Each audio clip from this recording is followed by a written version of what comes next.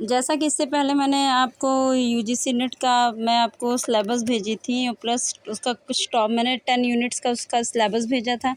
उसमें 10 यूनिट्स रहता है, उसका कुछ टॉपिक भेजा था, ठीक है। तो यूनिट फर्स्ट अध्याय फर्स्ट यानी मनोविज्ञान का आविर्भाव, यही मैंने स्टार्टिंग किया था कि यूनिट फर्स्ट ये हैं। उसके बारे में देखिए लिखा हुआ है कि उसके बाद अंदर का देखिए टॉपिक लिखा हुआ है, अंदर का डिटेल मैंने सिर्फ टॉपिक भेजा, डिटेल्स नहीं भेजा। तो आप देखें कि मनोविज्ञान का अर्थ एवं परिभाषा ये मेरा है, मैं पढ़ती थी। देखिए पढ़ने का तरीका क्या होता है, जो नहीं रहता आप उसको मेंशन करिए। इस पे लिखा हुआ है कि मनोविज्ञान साइकोलॉजी शब्द दो शब्दों साइके तथा लोगस से मिलकर बना है। इसमें साइके का अर्थ आत्मा तथा लोगस का अर्थ अध्ययन होता है। अतएव मनोविज्ञान आत्मा अथवा मन के अध्ययन से, किंतु मनोविज्ञान क्षेत्र अध्ययन एवं विकास के फलस्वरूप मनोविज्ञान अर्थ परिभाषाओं की परिवर्तन किया जा सकता है, ठीक है। आप इसको देखिए, इसमें ये 4 अवस्थाएं इसमें बताया गया। प्रथम अवस्था इसमें देखिए लिखा हुआ यानी फर्स्ट स्टेज है कि इस अवस्था में मनोविज्ञान को आत्मा का अध्ययन करने का विषय स्टडी ऑफ सॉल के रूप में परिभाषित किया गया। लेकिन इसमें ये नहीं बताया कि किसने किया, तो मैंने देखिए इसमें मेंशन कर दिया है कि इस अवस्था में मनोविज्ञान को आत्मा का 16वीं शताब्दी में अरस्तु महोदय और प्लेटो महोदय ने इसको स्टडी ऑफ साउल यानी, ठीक है, यानी आत्मा का विज्ञान इसको कहा गया 16वीं शताब्दी में अरस्तु महोदय और प्लेटो महोदय, ठीक है। ठीक उसी के देखिए दूसरा इसमें कि दूसरी अवस्था है, इसका अवस्था में साइकी का अर्थ माइंड यानी मन से लगाया गया था, जो 17वीं शताब्दी में पंपलॉजी और दार्शनिक महोदय ने इसको जो है बताया था। मनोविज्ञान को मन अध्ययन करने का विज्ञान यानी स्टडी ऑफ माइंड था, साइंस ऑफ माइंड कहा गया, ठीक है। फिर तीसरी अवस्था में देखिए थर्ड स्टेज में मनोविज्ञान को परिभाषा तीसरे तथा 19वीं शताब्दी में, देखिए मैंने लिख दिया 19वीं शताब्दी में मन के स्थान पर चेतना, ठीक है, जो विलियम वुंट ने इसको साइंस ऑफ कॉन्शियसनेस अथवा चेतन व्यवहार का अध्ययन स्टडी ऑफ कॉन्शियसनेस बिहेवियर के रूप में इसको बताया, ठीक है। किसने? विलियम जेम्स ने भी इसको बताया, ठीक है, सर्वप्रथम विलियम जेम्स ने। फिर चौथी अवस्था यानी फोर्थ स्टेज में देखिए 19वीं तथा 20वीं शताब्दी, इसमें सिर्फ 19वीं लिखा, मैंने ऊपर पूरा लिख दिया। 19वीं तथा 20वीं शताब्दी के आगमन के साथ अनुभूति का विज्ञान, ठीक है, यानी अवस्था को जनमानस और क्रियाकलापों का रूप प्रस्तुत किया गया, व्यवहार के विज्ञान को परिभाषित किया जाने लगा। इस संदर्भ में सर्वप्रथम किसमें? मैकडूगल जी ने किया, ठीक है, इसमें अपने मैकडूगल जी ने अपना योगदान दिया, ठीक है। आप इसको देखिए और मैं ऐसे पूरा टॉपिक आपको बताती रहूँगी। देखिए लिखा विलियम जेम्स ने लिखा कि सन 1890 में अपनी पुस्तक प्रकाशित किया उन्हें सर्वप्रथम प्रिंसिपल ऑफ साइकोलॉजी का, ठीक है। इसमें आप एक एक पॉइंट देखिए, मैंने इसको अच्छे से पढ़ा है, अच्छे से लिखा है। देखिए प्राच्य पद्धतियों के मनोवैज्ञानिक चिंतन, ठीक है। आप यहाँ से थोड़ा सा ध्यान देखिए, इस पे लिखा मनोविज्ञान, आप जो है इस पॉइंट को देखिए जो यहाँ पे लिखा हुआ है, ये मनोविज्ञान को प्रारंभिक प्रथम प्रयोगशाला, ठीक है, प्रथम प्रयोगशाला का प्रमुख विलियम मैक्समिलियन वुंट, ठीक है, पूरा नाम देखिए विलियम मैक्समिलियन वुंट का नाम लिया गया, जिन्होंने आधुनिक रूप में प्रथम प्रयोगशाला स्थापित किया गया जो, ठीक है, जो हरमन एबिंगहॉस जो फादर ऑफ बिहेवियर कहलाते थे, ठीक है। आप इसको देखिए, इसमें भगवत गीता के बारे में भी लिखा हुआ, भगवत गीता और मनोविज्ञान यानी एक आचरण परामर्श और मनोविज्ञान के देशों को विकसित किया गया जो 5000 पूर्व था, ठीक है। आप इसको देखिए एक एक पॉइंट को इसमें देखिए, मैंने अच्छे से इसको जो है पढ़ा है, क्योंकि जो पढ़ने का तरीका होता है जो मेन होता है, ठीक है, आप उसको देखिए। देखिए इसमें लिखा हुआ है कि भगवत गीता में बताया गया है कि जो है, देखिए यहाँ पे देखिए लिखा हुआ है कि सिगमंड फ्रायड की बुनियादी खोज का अध्ययन किया और सही पाया, परंतु कृष्ण जी का उपदेश और भगवत गीता आज भी प्रासंगिक है। भगवत गीता सिर्फ कृष्ण और अर्जुन के बीच बातचीत नहीं, बल्कि एक काउंसलर श्री कृष्ण जी और मरीज अर्जुन के रूप में मनो रोग परामर्श का एक प्रकार है, जिसमें दृष्टिकोण भगवत गीता पढ़ाई गई। तो इसमें पांडव और कौरव के बीच टकराव की बात बिल्कुल नहीं लगती थी, बल्कि ये वो लगता था कि क्लेश, अंतर्द्वंद, असामंजस्य के बारे में वह हमारे दिमाग को आज भी उठता है, ठीक है। भगवत गीता के बाद इसमें लिखा हुआ देखिए, पूरा एक पॉइंट देखिए, लिखा हुआ कि जीवन में संघर्ष, हमारा जीवन एक संघर्ष कुरुक्षेत्र है। अपने जीवन में हम कौरव अधर्म अर्थात ऐसी चीज़ों को हमें भ्रमित करती, जैसे बुरे व्यक्ति का मित्र, नकारात्मक विचार, बुरी आदतें, धूम्रपान, शराब पीना। यही पांडव अर्थात अच्छा व्यक्तित्व, आत्मविश्वास, अच्छी आदतें, मन में सकारात्मक आदि का उत्साह, ऊर्जा से भर देता था। हम जीवन में अच्छी चीज़ों को छोड़कर बुरी चीज़ों की ओर आकर्षित होते हैं। हमें अपने जीवन में भी पांडवों को जीतना होगा, अर्थात हमें अच्छे मार्ग का अनुसरण करना होगा, दूसरों की अच्छा बातों को ग्रहण करना होगा, हमारे जीवन को गरीबी और बीमारों को मदद करना आदि सफलता के लिए सत्य यानी भगवान और आत्मबोध आवश्यक है। मनोदशा, ठीक है, मनोदशा यानी अर्जुन उदास और चिंतित थे। वे भय, दुख और अपराध और मनोविज्ञान से भयभीत थे। अर्जुन की विचारधारा कमज़ोर, मनोरोग पड़ गई। उनका मानना था कि युद्ध जीतने का अर्थ अपने उन सगे संबंधियों को मारना उन्हें हम प्रेम और सम्मान करते हैं। उसी मनोदशा को उन्होंने अपने गांडीव हथियार को नीचे गिरा दिया। इसी अवस्था मनोदशा का युद्ध परिणाम को जीतने के श्री कृष्ण की शरण में आते हैं। अनुभूति में बताया गया कि अर्जुन इस भ्रम की स्थिति में निर्णय लेते हैं परंतु आश्रम बन जाते हैं। इसी पहचान भ्रम निष्क्रिय और जो है लक्षण के रूप में देखे जाते हैं। ठीक है, आप इसको एक एक पॉइंट को देखिए। ठीक है, इसमें सारी चीज़ें दी गई हैं। मैंने इसको एक एक पॉइंट पढ़ा है और एक एक पॉइंट को पढ़ने के बाद मैंने उसको टिक भी किया हुआ कि क्या चीज़ होना बहुत ज़रूरी है। ठीक है, इसका निदान भी हुआ है। यानी अर्जुन एक महान योद्धा थे जिनके अपराध बोध अवसाद का निदान किया जाता। अपराध बोध मनोरोग का लक्षण है। दुख, चिंता, घबराहट, भ्रम, नकारात्मक विचार, मृत्यु की इच्छा, इसमें निष्कर्षित निकलता है कि लक्षणों के साथ तीव्र अवसाद। ठीक है, आप इसको देखिए। एक एक पॉइंट मैंने एक एक पॉइंट पर टिक किया कि जो बहुत ज़रूरी रहता है, ये चीज़ कोई नहीं देखता है। ठीक है, बस ऊपर ही ऊपर सब पढ़ लेते हैं, अंदर की बातें कोई नहीं देखता। आप एक एक पॉइंट को देखिए कि क्या मैंने इसमें टिक लगा हुआ, कहाँ मैंने ब्लू पेन से कहाँ मैंने टिक किया है और मैंने कहाँ ब्लैक पेन से टिक किया है। क्योंकि जो पढ़ने का तरीका होता है वो अच्छे से आप पढ़े। देखिए लिखिए प्रेरणा एवं संवेग। ठीक है, यानी दुख यानी आत्म इच्छा, काम की इच्छा, भाव की इच्छा, विभाव इच्छा। ठीक है, 3 पॉइंट इसमें बताया गया है। आप एक एक पॉइंट देखिए अच्छे से। मैंने साइड में जो जो बहुत इंपॉर्टेंस होते हैं मैंने सारी चीज़ों को उसमें मेंशन किया है और मैंने उसको अंडरलाइन भी कर दिया है। मैंने उसको जो है जो चीज़ें वहाँ नहीं लिखी है मैंने उसको लिख भी दिया है। कुछ चीज़ें मैंने सर्किल भी कर दिया है। आप इसको अच्छे से देखिए, पढ़िए। ये नेट क्या है, नेट जेआरएफ जो बच्चा पास कर लेता है, समझ लीजिए वो अपने परिवार के सारे दुखों को दूर कर देगा। ठीक है, आने वाली पीढ़ियों को भी दूर कर सकता है। इस वजह से क्योंकि जो प्राइवेट कॉलेज है या प्राइवेट स्कूल हैं मेहनत बहुत करते हैं प्राइवेट कॉलेज में, लेकिन क्या है वो उतनी सैलरी उन लोगों को नहीं मिलती जिससे वो संतुष्ट रहें। अब आप थोड़ी सी मेहनत कर लीजिए तो आप क्या होगा, जब आप मेहनत कर लेंगे तो आपको उसका पॉजिटिव ये मिलेगा कि आप नेट पास हो जाएंगे। आप नेट पास हो जाएंगे तो आपको अच्छी खासी नौकरी मिल जाएगी और आप 50 से 60,000 70,000 रुपये आप सैलरी भी पा सकते हैं।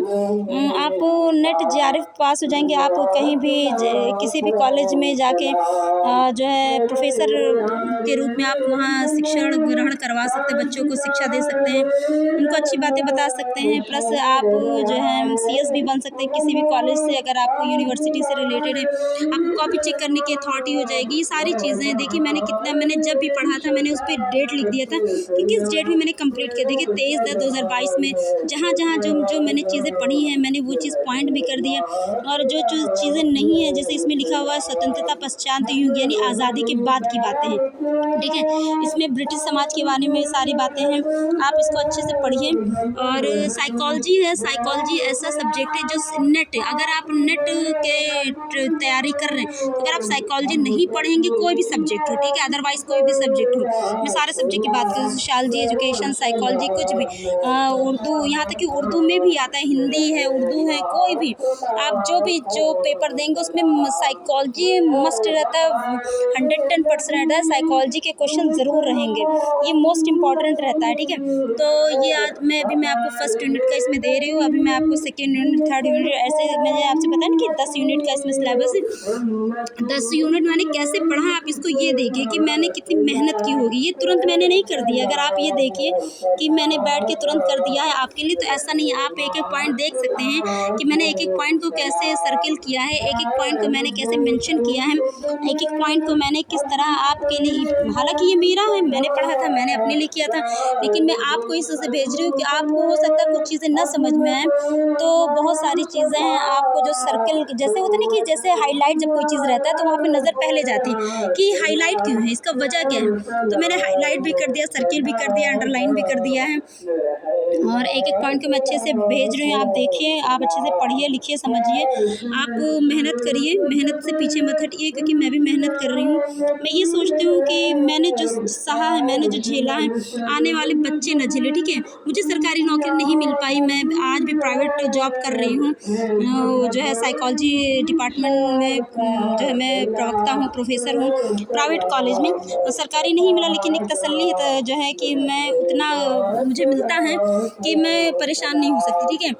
तो हो सकता है कुछ परिवार ऐसे हों जो उनको ज़्यादा ज़रूरत रहती है हर चीज़, उनके आगे भविष्य में रहता है। ये देखिए मैंने इसमें बहुत काफ़ी पुराना बुक्स है, तो मैंने पेपर का नाम भी लिखा हुआ था, general psychology, abnormal psychology, behaviour psychology, cognitive है, motivation psychology, statistical psychology, environmental psychology, experimental psychology, personality psychology, clinical psychology, social psychology, human psychology, perceptual psychology, animal psychology, research methodology and strategy, ये book का नाम है, ठीक है।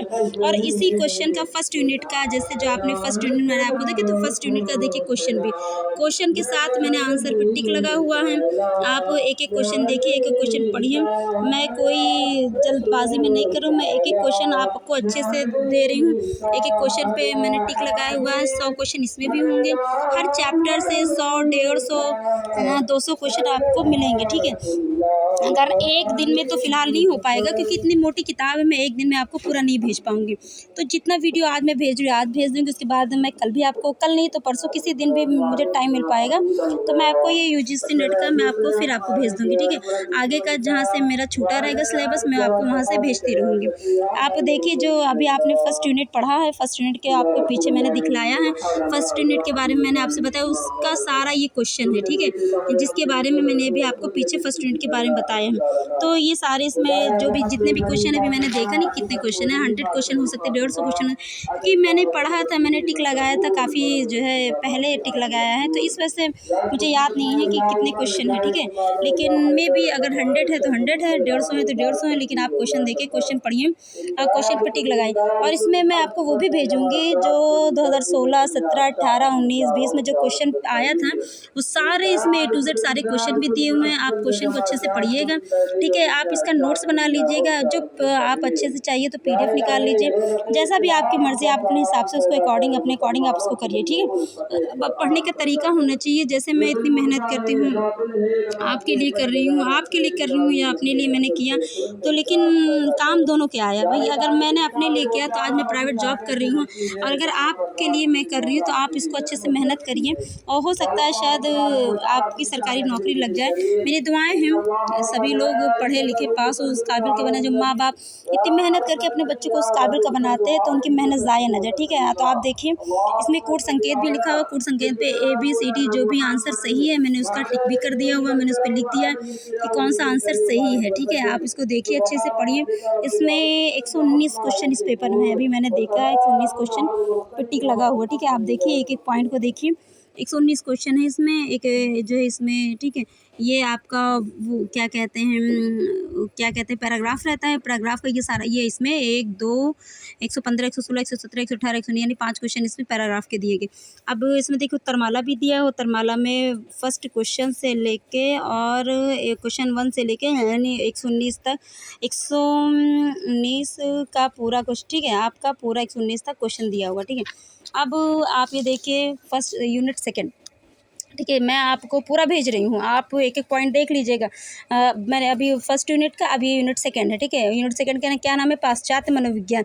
आप starting का देख लीजिएगा, मैंने आपको भेजा था, मैंने आपको यूनिट सही भेजा है। आप कोई चीज़ का वो मत करिए कि हाँ मैंने आपको कोई चीज़ छोड़ दिया है या कोई चीज़ आपको टॉपिक मैंने नहीं बताया, ऐसा नहीं, टॉपिक मैंने सारा बताया है। यूनिट के अकॉर्डिंग मैं आपको इसका डिटेल्स भी भेज रही हूँ, आप इसको पढ़िए, अच्छे से लिखिए, समझिए, क्योंकि मोबाइल से मैं अपना बनाती हूँ तो थोड़ा मोबाइल से पूरा एक बैग मतलब पूरा इकट्ठा नहीं आता है, और थोड़ा थोड़ा आता है, लेकिन क्या है मैं आपको पूरा डिटेल्स इसका भेज रही हूँ कि क्या जो उसमें दिया हुआ है। देखिए, दार्शनिक मध्यकालीन मनोविज्ञान, मध्यकालीन संज्ञानात्मक मनोविज्ञान, ठीक है, ये मध्यकालीन युग, मानसिक बीमारी, आधुनिक मनोविज्ञान देख लीजिए आप एक बार ज़रा। इसको मैं इसको पढ़ा, लिखा हुआ कि विलियम वुंट को आधुनिक मनोविज्ञान का पिता कहा जाता था। इन्होंने क्या है 1879 में ईस्वी में जर्मनी के लिप्जिग विश्वविद्यालय में प्रयोगात्मक यानी जो एक्सपेरिमेंटल मनोविज्ञान संस्थान खोला था। यह मनोविज्ञान के समर्पित पहले प्रयोगशाला थी। इसके संस्थापक कौन थे? आधुनिक मनोविज्ञान का आरंभ किया विलियम वुंट।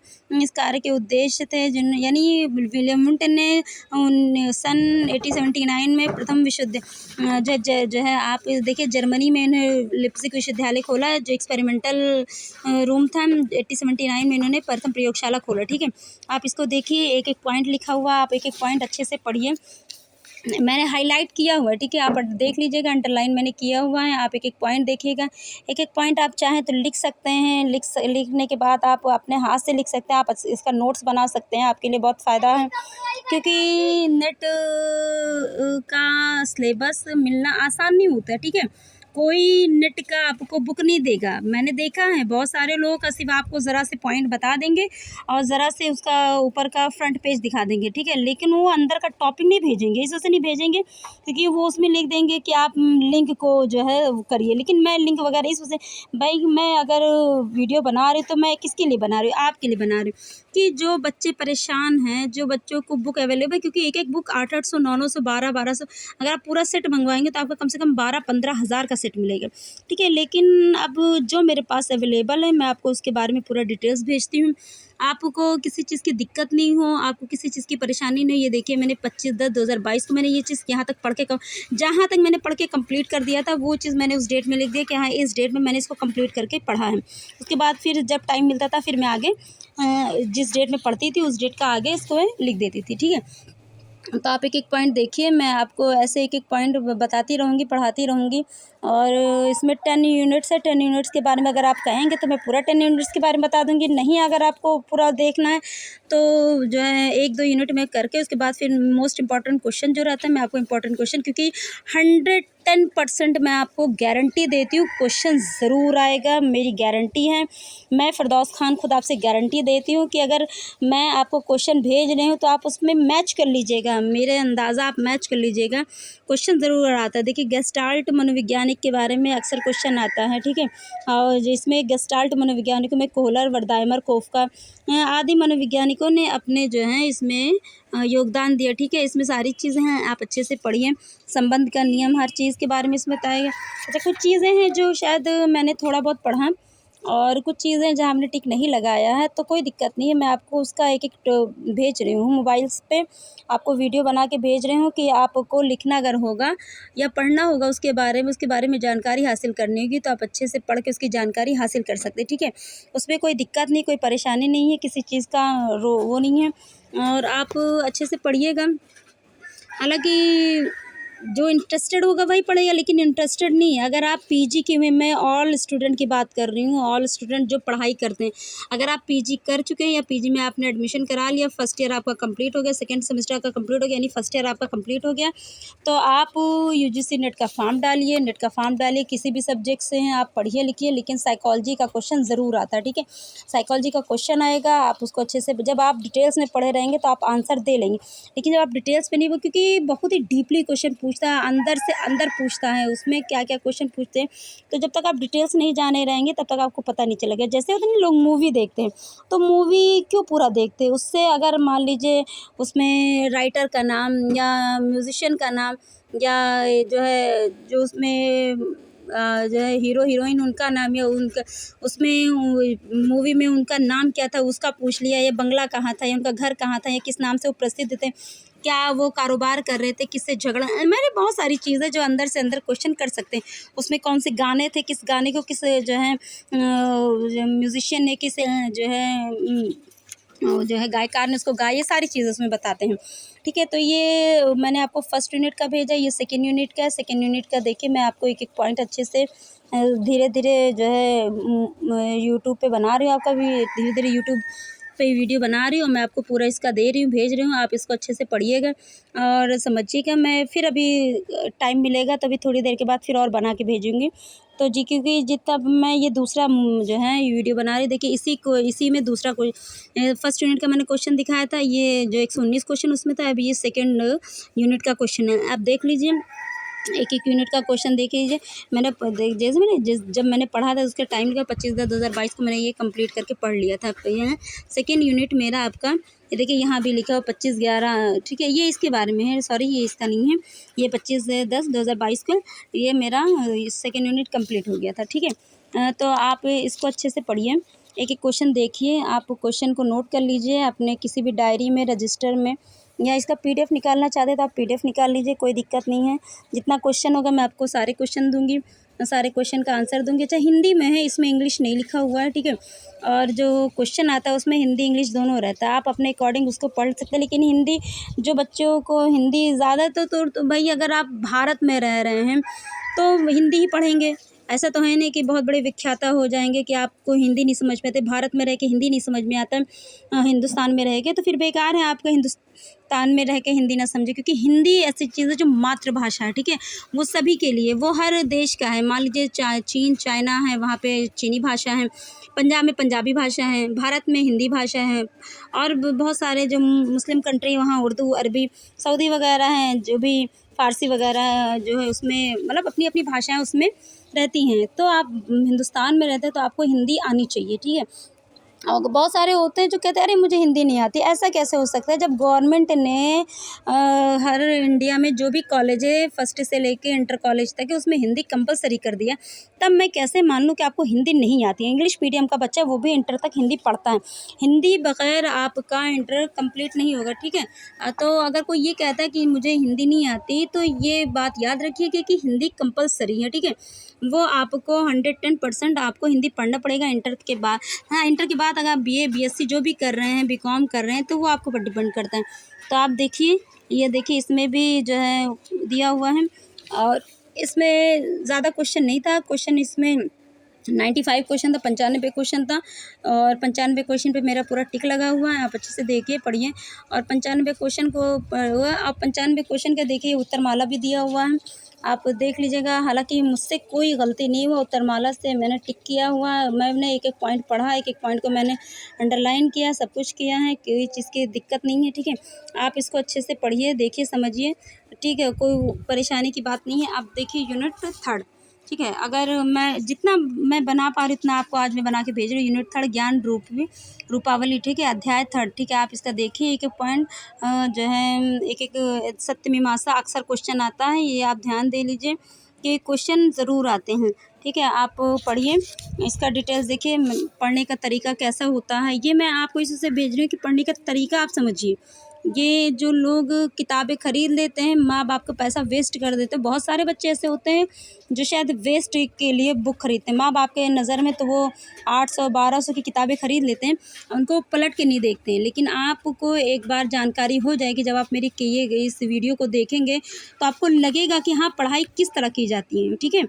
पढ़ाई, क्योंकि कहते हैं हुनर और इल्म ऐसा है जो आपको ज़ाया नहीं जाएगा, कहीं ना कहीं आपको कुछ ना कुछ दे के जाएगा। अगर आपके पास इल्म है, आप पढ़े लिखे हैं, आपने एजुकेशन हासिल किया है, तो आपको कहीं ना कहीं वो दे के जाएगा। अगर आपने हुनर कोई चीज़ सीखा है, आपके पास अंदर कोई कौशल है, तो वो भी आपको कुछ ना कुछ कहीं ना कहीं दे के जाएगा, ठीक है। ये आपको वेस्ट ही नहीं जाएगा। तो आप देखिए इसमें जो है ज्ञान रूपावली में ये यूनिट 3 है, ज्ञान रूपावली के बारे में आप एक एक पॉइंट देखिए, एक एक पॉइंट के बारे में आप अच्छे से पढ़िए। अगर जहाँ अंडरलाइन या टिक नहीं है, लेकिन फिर भी उसके टॉपिक में आपको भेज रही हूँ, आप टॉपिक देखिए। और टॉपिक में आपको टाइम मिलेगा तो शायद आप आज इतना मैं भेज रही हूँ, आप इतना देख लीजिए। हो सकता है अगर टाइम मिल पाएगा तो अभी थोड़ी देर बाद मैं बना के भेजूँगी, नहीं टाइम मिल पाएगा तो मैं आपको कल आगे का बना के भेजूँगी, ठीक है। मैं आपको क्वेश्चन भी दूँगी, लेकिन पहले अंदर का डिटेल्स पहले आप देख लीजिए। जितना अंदर का डिटेल्स, आप पहले डिटेल्स को पढ़िए अच्छे से। उसके बाद अंदर का जो उसमें जो भी जितने साल का पेपर आया है, 4 साल 5 साल का पेपर है, मैं सारा आपका क्वेश्चन बताती हूँ आपको। क्वेश्चन का वो भेजती हूँ, टिक लगा हुआ है पूरा क्वेश्चन का।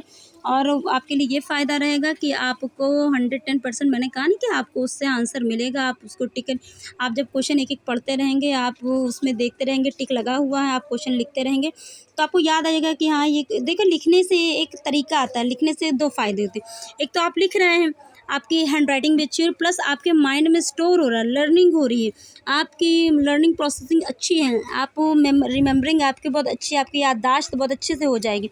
आप उसको अच्छे से पढ़ लीजिएगा। जब आप कोई चीज़ लिख के जो है पढ़ते हैं तो वो आपका डबल काम आ जाता है। देखिए कि मैंने कहीं ब्लू पेन से, कहीं रेड पेन से, कहीं ब्लैक पेन से मैंने अंडरलाइन एक एक पॉइंट को किया है कि किसी को ये ना लगे कि हाँ कैसे पढ़ाई, तो कैसे देख लीजिए एक एक पॉइंट को मैंने कैसे पढ़ा है। मैंने बहुत मेहनत किया है समझ लीजिए, लेकिन फिर भी मैं कभी हताश नहीं होती हूँ, मैं कभी निराश नहीं होती हूँ कि हाँ मुझे सरकारी जॉब नहीं मिला तो मैंने निराश नहीं होती हूँ। भाई मुझे सरकारी जॉब नहीं मिला कोई दिक्कत नहीं, मुझे कोई परेशानी नहीं है। बस आप लोग की दुआ है, आप लोग को बस मेरे चैनल को लाइक करिए, सब्सक्राइब करिए, कोशिश करके ज़्यादा से ज़्यादा शेयर करा करिए, क्योंकि मैं आपको नोट्स जो भी देती हूँ वो अच्छे से देती हूँ और सटीक क्वेश्चन देती हूँ, फिजूल की चीज़ें मैं आपको नहीं देती हूँ। और ये नहीं होता है, मैं अपनी वीडियो में मैं खुद बोल के बताती हूँ, मैं खुद फिरदौस खान मैं खुद बोलती हूँ, आपको पढ़ाती हूँ, आपको बताती हूँ, एक एक पॉइंट दिखाती हूँ, ठीक है। मेरा नाम मैं अपना नाम लेके बताती हूँ, तो आप एक एक पॉइंट देखिए। जो है हाँ भले मेरे पास डिजिटल चीज़ें नहीं हैं, लेकिन जो हाथ का जो हस्तलेख है या हस्त चीज़ें हैं वो मैं आपको अच्छे से पढ़ाऊँगी, आप अच्छे से बताती रहूँगी। इसमें तो बहुत सारे टॉपिक हैं, आप एक एक टॉपिक पढ़ते रहेंगे तो भी ये ख़त्म नहीं होगा, क्योंकि मैं आपको पूरी बुक, अगर आप कहेंगे तो पूरी बुक का मैं ऐसे आपको वीडियो आपको बना के भेज दूँगी। पढ़ने का तरीका आपके ऊपर होना चाहिए, पढ़ना आपको है। मैं तो पढ़ ही रही हूँ, मैं तो अपना जितना योगदान होता है मैं योगदान अपना देती हूँ, प्लस मैं लोगों तक पहुँचाती भी हूँ। कहते नहीं, हुनर और इल्म अगर है आपके पास तो अगर आप लोगों को बताएंगे देंगे तो वो ख़त्म नहीं होगा, बल्कि वो बढ़ेगा, उसकी बढ़ोतरी होगी, उसकी घटौती नहीं होगी। लोग सोचते हैं कि घटेगा क्यों भाई? अगर आप कोई चीज़ सिखा रहे हैं, आप सिलाई सीखे हुए हैं और सिलाई आप सिखा रहे हैं तो आपका बढ़ेगा नहीं, घटेगा थोड़ी। अगर आप मान लीजिए आप पढ़े हुए हैं, बहुत ज़्यादा नहीं पढ़े हुए, ट्यूशन ही इतना पढ़ा दें कि आप 10 बच्चों को ट्यूशन बैठ के पढ़ा सकते हैं, तो आप पढ़ा रहे तो उसमें आपकी नॉलेज बढ़ रही है, घट नहीं रही नॉलेज, ठीक है। देखिए एक एक चीज़ उसमें दिखा, उधर जो है भगवत गीता के बारे में था, इधर देखिए बौद्ध धर्म के बारे में एक एक पॉइंट है, देखिए एक एक पॉइंट को आप पढ़ लीजिएगा, एक एक पॉइंट को आप छोड़िएगा नहीं, मैं छोड़ नहीं रही, मैं एक एक पॉइंट को आपके पास भेज रही हूँ, ठीक है। फिर इसमें सूफीवाद के बारे में भी, आप सूफीवाद के बारे में भी अच्छे से पढ़ लीजिएगा कि सूफीवाद में क्या क्या बताया गया है, क्या क्या इसमें इम्पोर्टेंस है, क्या क्या नहीं है, सारी चीज़ें आप इसको अच्छे से पढ़िएगा। आपको मैं ज़ूम भी करके दिखा रही हूँ, आपको एक एक पॉइंट दिखा रही हूँ। इसमें देखिए सूफियात का सिद्धांत भी है ये, ठीक है। फिर देखिए समाकलित योग के बारे में है, इसमें एक एक पॉइंट इसके लक्ष्य भी हैं कि लक्ष्य उसके क्या हो सकते हैं। और इसमें एक एक पॉइंट है, इसमें समकालित योग में साधना है, समकालित योग का उद्देश्य भी है, विज्ञान तथा आध्यात्मिकता के बारे में है। इसमें स्वामी विवेकानंद जी ने जो अपने लफ्ज़ों में जो अपने अल्फाज में कहा उसे, फिर अल्बर्ट आइंस्टीन ने, संत विनोबा भावे जी ने अपनी अपनी बातें जो जो कही है वो सारी पॉइंट इसमें हैं। बताया मैंने कि कुछ पेज जो मैंने शायद नहीं देखे होंगे, हो सकता है तभी इस पर टिक नहीं लगा हुआ है, लेकिन जो उसका आंसर है मैंने ये पूरी किताब पे टिक लगा हुआ है, ठीक है। अगर ये किताब अगर 800 पेज का है या 1200 पेज का, जो भी पेज का होगा, मैंने सारे क्वेश्चन पे टिक लगा, पूरा क्वेश्चन मिला लीजिए तो वो 10,000 से ऊपर क्वेश्चन होगा और ज़्यादा ही हो सकता है, ठीक है। मैंने सारे क्वेश्चन पे टिक लगाए हुए हैं, सारे क्वेश्चन पूरा अच्छे से हैं, मैंने कोई क्वेश्चन छोड़ा नहीं है। ये देखिए मैं पलट रही हूँ, आप अच्छे से देखिए। इसे ये क्वेश्चन नंबर 3 का आपका क्वेश्चन है, क्वेश्चन के साथ साथ टिक भी है, आप अच्छे से पढ़िए, इसका नोट्स बनाइए, इसका जो है एक एक सिलेबस आप देख लीजिए। 10 यूनिट्स हैं, आपको मैं फिर बता दे रही हूँ, 10 यूनिट के बारे में है। 10 यूनिट मैंने आपको स्टार्टिंग में दिखा दिया है, आप उसको 10 यूनिट को नोट कर लीजिए। प्लस 3rd यूनिट तक मैं आपको आज इतने टाइम भेज रही हूँ, 3rd यूनिट तक। उसके बाद फिर कल मैं आपको शायद 4th 5th 6th, मैं 3 दिन में ये कंप्लीट कर दूंगी पेपर, ठीक है। यूजीसी नेट का 3 दिन में मैं कंप्लीट कर दूंगी। जो बच्चे पढ़ रहे हैं, जो इस बार एग्ज़ाम देने जा रहे हैं, वो अच्छे से देखिए, मेरी दुआएं, आप अच्छे से पढ़िए लिखिए और अपना पेपर दीजिए।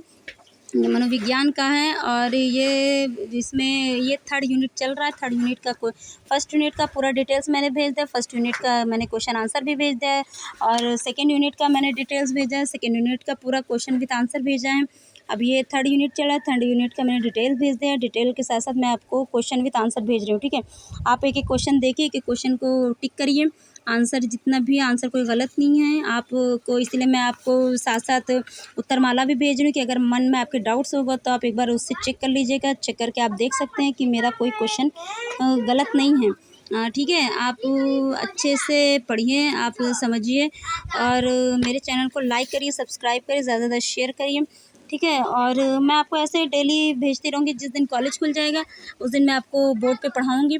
भाई कॉलेज नहीं खुला हुआ तो थोड़ी सी मेरी मजबूरी है कि मैं आपको नोट्स इस तरह भेज रही हूँ, वरना मैं आपको नोट्स शायद इस तरह ना भेजते। आज जो है 10-15 दिन से कॉलेज बंद है, जो बताया समर वेकेशन की छुट्टी चल रही, समर वेकेशन की छुट्टी के जो मेरे पास मेरे घर पे मेरा खुद का तो मेरे पास है, तो मैं वो आपको भेज रही हूँ। और इधर मैंने आपको सिलेबस भी लिख के भेजा था, क्योंकि मैंने सोचा कि मैं क्या भेजूँ, तो मेरे माइंड में आया कि मैं आपको सिलेबस भेज देती हूँ। सिलेबस के साथ साथ मैं आपको प्रैक्टिकल का जो है डिटेल प्रैक्टिकल का टॉपिक भेज देती हूँ कि क्या क्या प्रैक्टिकल में आता है, ठीक है।